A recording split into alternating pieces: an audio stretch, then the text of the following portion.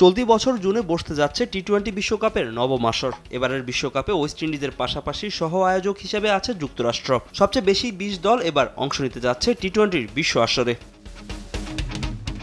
সব মিলিয়ে 55টি ম্যাচের মধ্যে 16টি ম্যাচ অনুষ্ঠিত হবে যুক্তরাষ্ট্রে। নিউ ইয়র্কের নাসাউ কাউন্টি ক্রিকেট স্টেডিয়াম, ডালাসের গ্র্যান্ড প্রেইরি ও লডারহিলের সেন্ট্রাল ওয়ার্ল্ড রিজিওনাল পার্ক স্টেডিয়ামের আয়োজিত হবে ম্যাচগুলো। ভেন্যুগুলো প্রস্তুত করতে এখন ব্যস্ত সময় পার করছে আয়োজক যুক্তরাষ্ট্র।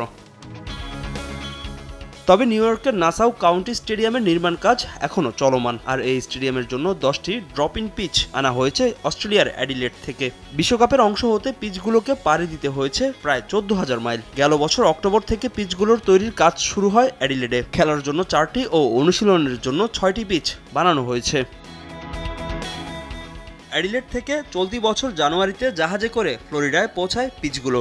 এরপর সেখান থেকে সড়ক পথে নিউ ইয়র্কে। আর নিউ ইয়র্কের ঠান্ডা আবহাওয়ার জন্য পিচগুলো উষ্ণ পরিবেশে রেখে পরিচর্যা করা হচ্ছে। আর এই পিচগুলো দেখাশোনা করছেন অ্যাডিলেড ওভালের pitch curator Damian Hough. Tournament শুরুর আগে নাসাউতে সেট করা হবে পিচগুলো, আর তা বসাতে ডেমিয়ান ও তার দলের সময় লাগবে মাত্র 12 ঘন্টা। আপাতত ড্রপ ইন পিচগুলোতে গতি ও বাউন্স বাড়াতে কাজ করছেন কিউরেটর ডেমিয়ান হাফ। বিবিসিকে দেওয়া এক সাক্ষাৎকারে এমনটাই জানিয়েছেন তিনি।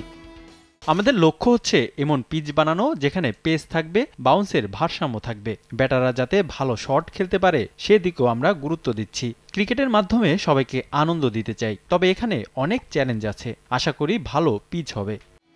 আগামী 2 জুন ডালাসের গ্র্যান্ড প্রেইরি স্টেডিয়ামে যুক্তরাষ্ট্র আর কানাডার ম্যাচ দিয়ে পর্দা উঠবে 2024 টি-20 বিশ্বকাপের। আর ভারত পাকিস্তানের হাই ভোল্টেজ ম্যাচ আয়োজিত হবে নিউ ইয়র্কের নাসাউ স্টেডিয়ামে। ফাহিম ইসলাম, সময় সংবাদ।